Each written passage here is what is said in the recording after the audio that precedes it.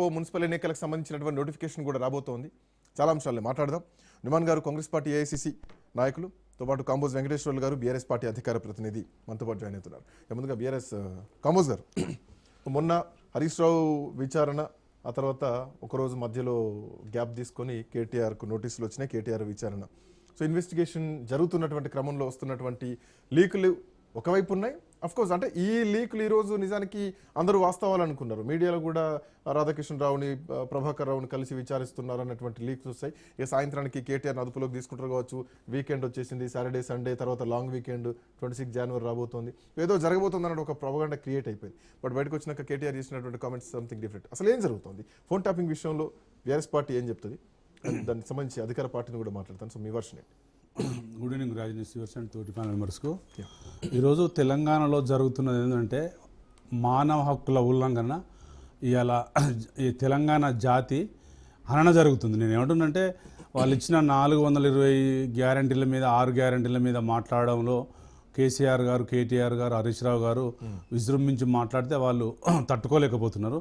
ఇలా తెలంగాణలో ఏం జరుగుతుందంటే నైనీ బ్లాక్ బొగ్గు గని యొక్క అంశము, దాని తర్వాత అమృత్ టెండర్ల యొక్క అంశము, సృజన్ రెడ్డి గారు ఎలా గవర్నమెంట్ను ఆయన కుప్పట్లో పెట్టుకున్నారు, రేవంత్ రెడ్డి గారు బావమరిది, దాని తర్వాత హెల్త్ పాలసీ, దాని తర్వాత ఫార్ములా ఈ రేసు, దాని తర్వాత హైడ్రా, దాని తర్వాత మూసి, దాని తర్వాత కాళేశ్వరం కమిషను, దాని తర్వాత పవర్ కమిషను, ఇవన్నీ జరుగుతున్న అంశాలలో ఏసీబీ సిఐడికి ఇచ్చినాం, ఏసీబీకి ఇచ్చినాం జరిగిన తర్వాత నిరాధారమైన ఆరోపణలతో నోటీసులు ఇచ్చి ఎంక్వైరీ చేస్తున్నారు.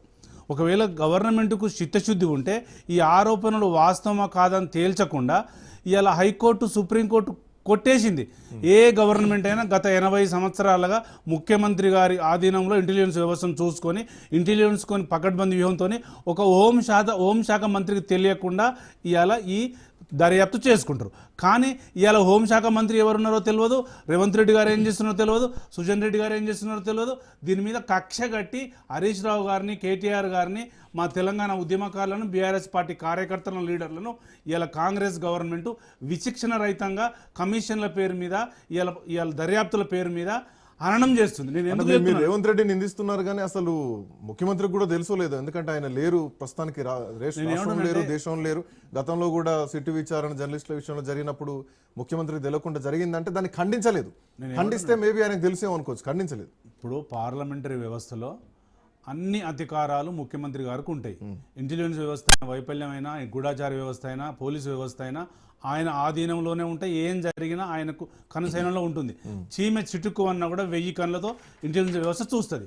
కాబట్టి ఈ లీకులతోని గవర్నమెంట్ నడిపేయాలని, ఎక్కడో దావోస్లో స్విట్జర్లాండ్లో ఉండే ఇక్కడ ఏమైనా ముప్పు వాటిల్తుందని ఇలా మొత్తం టాపిక్ డైవర్ట్ చేసి ముప్పు ఏంటి, ఎట్లాంటి ముప్పు అంటే నేను ఏమంటానంటే ఇవాళ దావోస్కి వెళ్ళే టైంలో ఆయన ఇంటెలిజెన్స్ వ్యవస్థను సుజన్ రెడ్డి గారి దగ్గర ఒక 2 తర్వాత ఒక మంత్రుల దగ్గర 2 ఇంటెలిజెన్స్ పెట్టేసి ఇక్కడ ఏం జరుగుతుందో చెప్పాలనే ఉద్దేశం మీద ఒకవేళ పార్టీలో ఉన్నటువంటి ఎత్తుగడలో మంత్రులకు కుమ్మక్కులు పడట్లే. ఇలా 3 మంత్రులు 7 టెండర్లు వేపిస్తే సింగరేణిలో 7 టెండర్లలో ఒకటే టెండర్ క్యాన్సిల్ అయింది. ఇంకా 6 టెండర్లు ఎట్లా క్యాన్సిల్ చేస్తుంది? ఇలా రేవంత్ రెడ్డి గారు చెప్పలేకపోతున్నాడు. ఇంకొకటి, కిషన్ రెడ్డి గారు ముందుకు వచ్చి గవర్నమెంట్ లెటర్ రాస్తే మేము సిబిఐకి ఇస్తామని చెప్తున్నారు. చిన్న చిన్న అంశాలకు సంబంధించిన దాంట్లో వాళ్ళు తీసుకొని ప్రతిదాన్ని ఈడీ, సిఐడి ఎంక్వైరీ చేయాలి. కానీ ఇలా గవర్నమెంట్లో ఇలా బంగారం గని లాంటి సింగరేణిని ఇలా కోల్ ఇండియాలో ఏమంటే సిబిఐ ఎంక్వైరీ రాష్ట్ర ప్రభుత్వం రాస్తుందా రాయదా అట్లా ఇస్తే ఆయన ఆ శాఖకు సంబంధించినటువంటి మంత్రి, మరి ఆయన కూడా రివ్యూ చేసుకోవాలి కదా.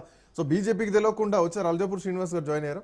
సో బీజేపీ తెలియకుండా ఇదంతా జరుగుతుందా అంటే కొంత ఇది అనుమానాస్పదంగా కనిపిస్తుంది. నేను ఒకటి చెప్తా సార్, నాకు 1 నిమిషం టైం ఇస్తే చెప్తా.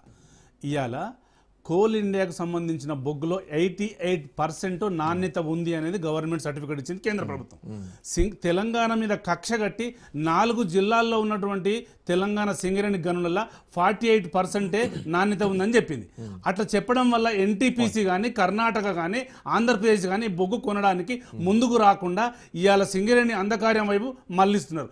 10 సంవత్సరాల కేసీఆర్ గవర్నమెంట్లో మరి మా నాణ్యత 40% ఎందుకు ఉంటుంది, 48 ఎందుకు ఉంటుంది? కాంగ్రెస్ గవర్నమెంట్ రాగానే బొగ్గు కానీ నాణ్యత 48కి వస్తుందా? ఇవాళ నేను చెప్తున్నా కదా, ఇవాళ సింగరేణి అనేది మీ కోల్ ఇండియా కంటే ఎక్కువ నాణ్యత ఉంటుంది.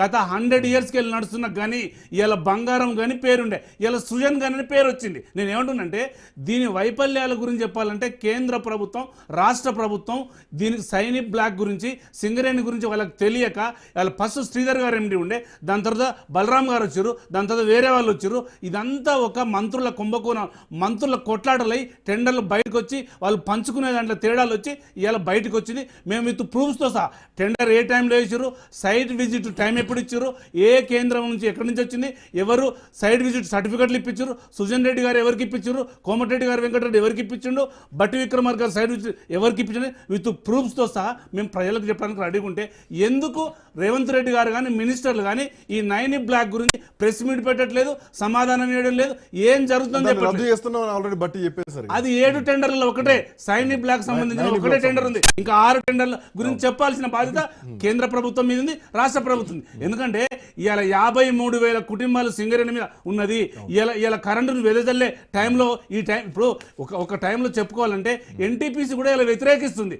ఎన్టీపీసీ గత 67 సంవత్సరాలుగా బొగ్గు మనం సప్లై చేస్తాం. మరి ఇలా ఎన్టీపీసీ లెటర్ రాసింది, ఇలా నాణ్యత కోల్పోయింది అంటే తెలంగాణ మీద రేవంత్ రెడ్డి అలా కంపెనీలు ఇలా మోడీ గారి కంపెనీలు అన్ని కక్ష కట్టి మనలో ఇలా మనుషుల హనన జరుగుతుంది, సింగరేణి హనన జరుగుతుంది. సింగరేణి గురించి చెప్పాలంటే సిరులు పండించే సింగరేణి ఇలా అంధకారం వైపు ఇలా సుజన్ రెడ్డి గారు, రేవంత్ రెడ్డి గారు వాళ్ళ అండ్ కంపెనీ నెట్టివేయబడుతుంది. కాబట్టి తస్మా జాగ్రత్త, మిగతా టెండర్లు క్యాన్సిల్ చేయాలి, ఈ లీకులు ఆపేయాలి. మీకు నిజాయితీ ఉంటే ఒక ప్రెస్ మీట్ పెట్టి ఎక్కడెక్కడ టెండర్లు వేసారు, ఎవరెవరు పెట్టారు అనేది చూపెట్టాలి. ఇలా లోపల కేటీఆర్ గారిని, హరీష్ రావు గారిని ఒక వీడియో క్లిప్పింగ్ల ద్వారా మీరు అక్కడ దర్యాప్తు చేస్తున్నప్పుడు ఆ వీడియోను బయటపడి ప్రజలకు చూపిస్తే వాస్తవాలు ఏందో బయటకు వస్తుంది కదా.